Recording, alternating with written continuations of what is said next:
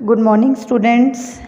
World class online classes में आपका welcome. आज जो है हम अपना ऑर्गेनाइजेशनल स्ट्रक्चर का नेक्स्ट टॉपिक डिस्कस करने जा रहे हैं। एक बार जल्दी से आप अपनी स्क्रीन पे देखेंगे कि कौन कौन से टॉपिक्स हमारे हो चुके हैं। ठीक है, हमने कर लिया है अपना ऑर्गेनाइजेशनल स्ट्रक्चर। ऑर्गेनाइजेशनल स्ट्रक्चर में हमारे पास दो पार्ट्स थे, फंक्शनल स्ट्रक्चर, ठीक है, वो हमने पढ़ लिया था। उसके एडवांटेजेस हमने देख लिए थे, स्पेशलाइजेशन, कोऑर्डिनेशन एस्टेब्लिश होता है, मैनेजरियल एफिशिएंसी को बढ़ाने में हेल्प मिलती है और कॉस्ट मिनिमम हो जाती है। ओके, इसके डिसएडवांटेजेस भी हमने पढ़ लिए थे कि हर एक डिपार्टमेंट अपने अपने ऑब्जेक्टिव को पूरा करने में लगा रहता है और ऑर्गेनाइजेशनल ऑब्जेक्टिव को इग्नोर किया जाता है। Difficulty in inter departmental coordination, और इंटर डिपार्टमेंटल कोऑर्डिनेशन बन नहीं पाता। ठीक है, उसके बाद हमने जो है अपनी लास्ट वीडियो में डिविजनल ऑर्गेनाइजेशनल स्ट्रक्चर भी देख लिया था, जिसमें अलग अलग डिविजन्स बनाई जाती हैं मेजर प्रोडक्ट्स के बेसिस पे। ठीक है, मेजर प्रोडक्ट्स मतलब कंपनी दो या दो से ज़्यादा प्रोडक्ट अगर प्रोड्यूस कर रही है तो अलग अलग प्रोडक्ट के लिए अलग अलग यूनिट बना दी जाएगी और उसके अंदर फिर अलग अलग से डिपार्टमेंट बना दिए जाएंगे। उसके बाद हम इसके एडवांटेजेस कल पढ़ चुके थे कि डिसीजन मेकिंग क्विक रहती है, डिविजनल रिजल्ट्स को आप इजीली असेस कर सकते हो, ग्रोथ और एक्सपेंशन का भी पूरा स्कोप रहता है। ठीक है, अब उसके बाद हम बात करेंगे अपनी डिसएडवांटेजेस की। आज जो है डिटेल में मैं आपको बताऊंगी डिसएडवांटेजेस। तो आप देखें, फर्स्ट कन्फ्लिक्ट, अलग अलग डिवीज़न में रिसोर्सेज के एलोकेशंस को लेकर जो है कन्फ्लिक्ट रहते हैं, लड़ाई झगड़े होते रहते हैं। हर एक डिवीज़न ये चाहेगी कि रिसोर्सेज हमें ज़्यादा अलॉट किए जाएं और जो है हम बहुत अच्छे से अपनी परफॉर्मेंस कर पाएँ। उसके बाद डुप्लिसिटी ऑफ फंक्शंस, डुप्लिसिटी रहती है फंक्शंस की। मतलब जैसे अगर आप यहाँ पर देखो, कॉस्मेटिक्स है और गारमेंट्स है। कॉस्मेटिक्स वालों का परचेज डिपार्टमेंट अलग रहेगा, गारमेंट्स वालों का परचेज डिपार्टमेंट अलग रहेगा। तो डुप्लिसिटी हो रही है, वो भी भैया परचेज कर रहे हैं, वो भी परचेज कर रहे हैं, वो भी लोडिंग अनलोडिंग में बिजी हैं, आप भी लोडिंग अनलोडिंग में बिजी हो। वहाँ का प्रोडक्शन डिपार्टमेंट प्रोड्यूस करेगा, यहाँ भी प्रोड्यूस करेगा, मशीनें अलग अलग लगेंगी। मतलब अगर ये सब चीज़ें कंबाइन होती तो कुछ ना कुछ कॉस्ट एडवांटेज तो आपको मिलता, कोई ना कोई कंसेशन मिलता, कोई ना कोई डिस्काउंट मिलता, बट अभी आपको कुछ भी नहीं मिल रहा। तो डुप्लिसिटी ऑफ फंक्शंस की वजह से कॉस्ट बढ़ जाती है। सेल्फिश एटीट्यूड, और यहाँ पर every division tries to display better performance and sometimes even at the cost of other division. This shows their selfish attitude. Her division क्या ट्राई करता है, डिस्प्ले करता है बेटर परफॉर्मेंस, वो अपनी अपनी बेटर परफॉर्मेंस शो करते हैं। ठीक है, और कई बार वो ये चाहते हैं कि और डिवीज़न्स जो हैं उनकी परफॉर्मेंस शो ही ना हो, हम बेटर शो करेंगे। ठीक है, तो जो एटीट्यूड है वो सेल्फिश हो जाता है कि सिर्फ हम हैं और किसी को हमें देखना ही नहीं है।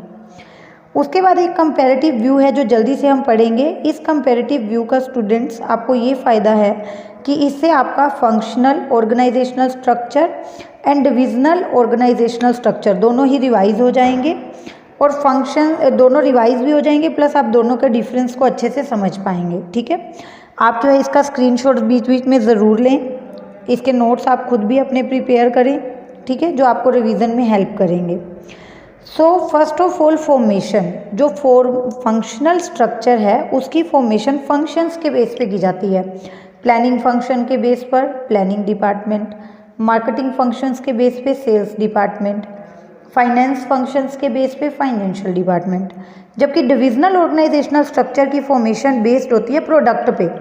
If company is producing 2 or more than 2 products, then they will make separate department, as you can see on your screen. Cosmetics, garments, footwear, skin care, product के बेस पे डिवीज़न की जाती है। ओके, फिर से वापस आएंगे हम अपने डिफरेंस पे। सेकंड डिफरेंस है स्पेशलाइजेशन। फंक्शनल में आपको स्पेशलाइजेशन मिलता है एक पर्टिकुलर फंक्शन को परफॉर्म करने में। ठीक है, जबकि डिविजनल स्ट्रक्चर में आपको स्पेशलाइजेशन मिलता है एक प्रोडक्ट से रिलेटेड सभी एरियाज में। उसके बाद बात करते हैं रिस्पॉन्सिबिलिटी की। फंक्शनल में रिस्पॉन्सिबिलिटी जो है वो फिक्स करनी डिफ़िकल्ट है, क्योंकि अलग अलग डिपार्टमेंट अलग अलग काम कर रहा है। अगर ऑल ओवर टारगेट हमें अचीव ना हुआ तो कौन से डिपार्टमेंट को हम ब्लेम करेंगे। ठीक है, जबकि डिविजनल में रिस्पॉन्सिबिलिटी फिक्स करना बहुत ईजी रहता है। Easy to fix responsibility for performing, क्योंकि पूरी डिवीज़न के लिए एक डिविजनल हेड, एक डिविजनल मैनेजर रिस्पॉन्सिबल है। अब बात करते हैं मैनेजरियल डेवलपमेंट की। वहाँ पर फंक्शनल में मैनेजरियल डेवलपमेंट डिफ़िकल्ट है, या हम ये कह सकते हैं कि मैनेजरियल डेवलपमेंट होगी लेकिन एक पर्टिकुलर फील्ड में होगी। अगर आप प्लानिंग डिपार्टमेंट के हेड हो तो आप प्लानिंग में परफेक्ट होगे, अगर आप प्रोडक्शन डिपार्टमेंट के हेड हो तो आप प्रोडक्शन में परफेक्ट होगे। लेकिन डिविजनल के अंदर जो है मैनेजरियल जो डेवलपमेंट है, ठीक है, वो अच्छे से होती है। आपको यहाँ पे क्या एक्सप्लेन करना है, मैनेजरियल डेवलपमेंट डिविजनल स्ट्रक्चर में अच्छे से होती है, ठीक है। कॉस्ट की बात करें तो कॉस्ट जो है आपकी फंक्शनल में कम पड़ती है, क्योंकि वहाँ पे डुप्लिसिटी नहीं है फंक्शंस की, बट डिविजनल में डुप्लिसिटी है, फंक्शंस की डुप्लिसिटी होती है, एक काम बार बार रिपीट होता है, अलग अलग यूनिट एक ही काम को बार बार कर रही हैं, तो वहाँ कॉस्ट ज़्यादा रहती है। कोऑर्डिनेशन की बात करें तो फंक्शनल में कोऑर्डिनेशन बनाना डिफ़िकल्ट है, क्योंकि अलग अलग डिपार्टमेंट हैं, अलग अलग हेड हैं, आपस में कन्फ्लिक्ट चलते रहते हैं, सेल्फिश एटीट्यूड चलता रहता है। जबकि डिविजनल में जो है कोऑर्डिनेशन एस्टेब्लिश करना इजी है, because all functions related to particular product are integrated in one department. यहाँ पर कोऑर्डिनेशन करना इजी है क्योंकि एक पर्टिकुलर डिवीज़न बनाई हुई है, उसमें अलग अलग डिपार्टमेंट्स हैं और पूरी ही डिवीज़न का सिर्फ एक हेड है, ठीक है। कॉस्मेटिक्स के लिए अलग डिवीज़न है, एक हेड है जो पूरे कॉस्मेटिक्स डिवीज़न को सुपरवाइज़ करेगा। फिर गारमेंट्स हैं तो एक हेड है जो गारमेंट्स के जो डिवीज़न है उसको सुपरवाइज़ करेगा। तो इस तरह से कोऑर्डिनेशन एस्टेब्लिश करना इजी हो जाता है। स्टूडेंट आप इसको यहाँ पे थोड़ा सा अच्छे से एक्सप्लेन करेंगे मैनेजरियल डेवलपमेंट वाले पॉइंट को, कि फंक्शनल स्ट्रक्चर में मैनेजरियल डेवलपमेंट का स्कोप थोड़ा कम होता है।